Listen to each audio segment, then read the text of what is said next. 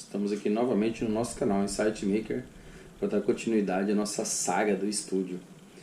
Se eu soubesse que era tão complicado resgatar as imagens e os vídeos que eu fui gravando aleatoriamente, eu teria feito isso em tempo real na época, né? Mas vale como aprendizado para quem está começando aí, né? Com essa proposta de estar criando conteúdo. Eu sempre falo para os meus alunos que se você tem algum conteúdo que foi importante para você resolver um problema, você precisa compartilhar. E essa é a métrica que eu tenho seguido desde então. Então vamos conhecer um pouquinho. Bom, primeiro eu vou colocar um vídeo para vocês muito mal gravado, já vale de antecipar isso para vocês, que eu gravei com o celular na posição errada, mas que mostra claramente, né, como era o estúdio antes de qualquer mudança, quando era somente estrutura de concreto. Vocês vão notar na entrada do vídeo que já tem lá uma mesa montada, que é uma mesa que faz parte do pacote que eu comprei de madeiras, né? Eu paguei R$500 na mesa e em vários tapumes que já ganhei o filtro. Então foi um pacotão que eu juntei que me foi útil. E toda a construção eu fiz somente baseado no que um marceneiro me orientou, que montou aquele estúdio. Ele foi me falando o orçamento, aí ele não pôde me atender, infelizmente, porque ele estava com uma demanda muito alta no ano de 2020, que foi o período que começou a pandemia, e eu resolvi pegar essa empreitada sozinha, visto que eu já estava comprando algumas ferramentas há um tempo. Então, assim, foi muito interessante ver como que um ano, né, conseguiu mudar uma coisa que estava há muito tempo parada. Porque eu tenho essa construção desde 2015, mas somente em 2020 eu comecei a fazer. O período que eu menos toquei, o período que eu menos trabalhei, o período que eu menos tive recurso, é o período que eu consegui andar com os materiais do estúdio. Então eu vou rodar para vocês agora um vídeo para mostrar como que era o antes, que era esse vídeo eu pequei em não colocar no primeiro momento, antes do assoalho, antes de tudo, somente com a instalação elétrica feita, tá? Vamos lá, vamos ver como que foi esse vídeo e a gente vai dar seguimento na nossa prática aqui.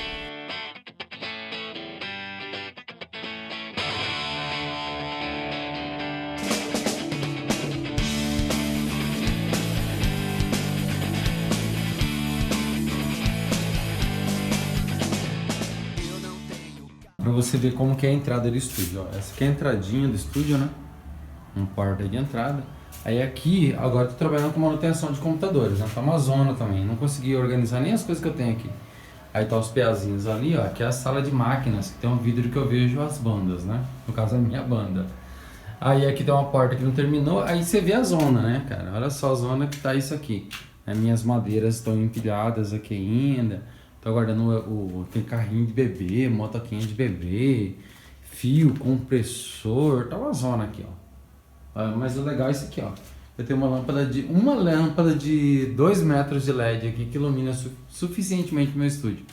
Então eu tô só guardando o orçamento. Esse é o meu estúdio que eu tô montando aqui ainda, tá sem piso, sem nada. Dá pra voltar aquele vídeo lá atrás e você notar que eu fiz o palco, né? O tablado de onde fica a banda mesmo, ele é elevado. Eu coloquei vigas de peroba de 10x5, peroba rosa, ainda era uma madeira verde, né? Madeira tratada é o olho da cara, e a ideia era construir com o que eu podia de recurso, o mínimo de investimento possível, né?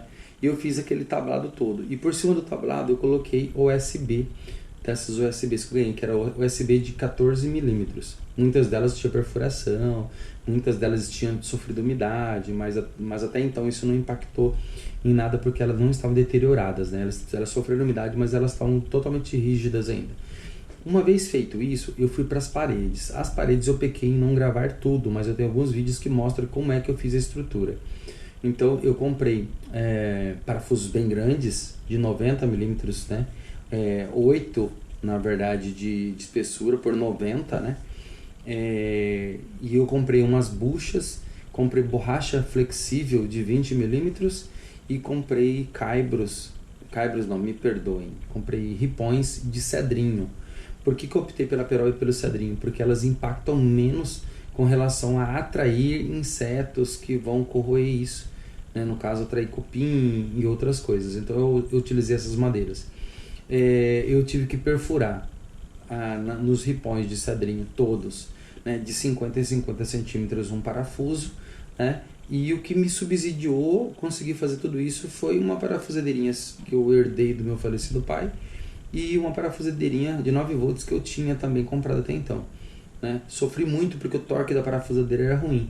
Entre os erros e acertos eu teria, na economia que eu fiz de mão de obra, eu comprado uma parafusadeira, coisa que eu fiz posterior, né?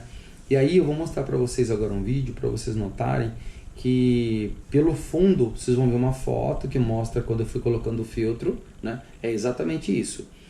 Um pedaço de borracha para cada parafuso, o ripão de cedrinho perfurado, e aí vem um parafuso que fixa. A ideia é fazer como se fosse um estrado de cama na parede com vãos de 50 centímetros. Um erro que eu cometi muito grave com isso foi pegar a prancha de USB e primeiramente eu fiz o quadro sem aferir exatamente o tamanho da chapa, né? E aí o que aconteceu? Muitas vezes o ripão não dava exatamente o centro. Então eu comecei a fazer umas mudanças no projeto depois. Esses foram os erros e acertos. Cheguei a fixar uma parede inteira e depois ter que desafixar e perfurar tudo de novo. E aí, como eu não tinha nenhum martelete, imagina o sofrimento, né? Mas vamos ver lá no vídeo que eu vou passar para vocês agora. Vocês vão notar que a primeira é uma imagem só do filtro fixado. E no outro momento você consegue visualizar no fundo a parede antes de ter o estrado, e tem uns trechos de vídeo que tem o estrado fixado, tá? Qualquer dúvida também, qualquer pergunta que queiram fazer, vai nos comentários e chama nós aí, que a gente fala. Vamos dar um bisu no vídeo lá.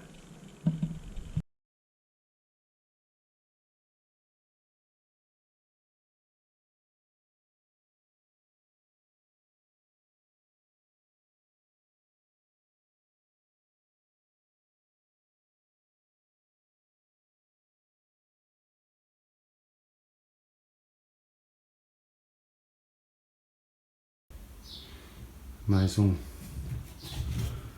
armação feita. Essa parte da parede que já iniciou. Esse aqui é o quadro que ainda não finalizei. Mas o barulho de incomodar os vizinhos já foi. Eu acho que no máximo eu vou ter que fazer 2 furos aqui ainda para colocar mais um suporte central. Mas agora vamos atrás do resto das coisas que faltam, né? Parafusos, borrachas. E aí a gente começa a fazer acabamento e finalizar a primeira sala. Força na peruca! Muito bem, galera. Então vocês notaram ali na parte agora, acho que consegue ter uma visão de como foi o processo de isolamento, né, que eu pratiquei. E em alguns áudios você consegue perceber que o som já começa a mudar, né? No começo, nos primeiros vídeos tinha muito eco porque era somente concreto, e conforme isso foi andando, o próprio som já foi melhorando lá internamente, né? Então assim, nesse primeiro momento minha preocupação era evitar que o som saísse, né, para os vizinhos. Depois vinha a parte do tratamento, que é uma coisa que eu ainda estou em andamento no ano de 2021. Eu não concluí meu estúdio ainda, falta bastante coisa, né? E continuo reaproveitando coisas. Vocês devem ter notado que no último vídeo tinha já o filtro fixado na parede do fundo. Ainda falta um pedacinho de filtro embaixo que eu coloquei posterior, né? Eu fui emendando posterior. E no próximo vídeo que eu vou passar para vocês, vocês vão começar a observar que eu fui colocando os filtros e já vim colocando a madeira, né? As chapas de USB. Eu utilizei USB de 8 milímetros. Era mais em conta no momento que eu podia adquirir. O ideal, eu coloquei USB de 8 milímetros, era mais em conta que eu conseguia até então no momento. O ideal seriam chapas de USB de 14 milímetros, mas as pranchas são muito caras. E o que me cabia no bolso naquele momento era isso. E o resultado no final foi satisfatório. Não tenho do que questionar o que eu fiz, né? E eu vim colocando as chapas de USB. Comecei primeiro do topo, né? Colocando as chapas inteiras do topo para fazer os recortes no rodapé. No rodapé, no caso, da altura de 1 metro para baixo. Porque é muito comum que as pessoas olhem para cima primeiro. Eu não queria que elas ficassem vendo tantas emendas. Embora a preocupação com o externo fosse pequena. Até porque quem vai ensaiar, basicamente, é minha banda. Mas quem vai gravar o material do canal Insight Maker sou eu. Então eu tive essa certa preocupação estética dentro de um contexto, né? Vamos ver agora aqui como é que ficou a parte do estúdio depois que eu fiz esses primeiros moldes. Então aqui eu vou praticamente encerro. Vou colocar outros vídeos de paredes também já fechadas para vocês verem os detalhes, mas é muito importante que aqui eu já encerro essa parte de fixação de filtro e pranchas. Aí eu vou mostrar para vocês como é que eu fiz os recortes, para você ter uma noção da parte de onde fica a minha janela de vidro, que eu olho para o estúdio de dentro para fora. Beleza? Vamos lá então, galerinha.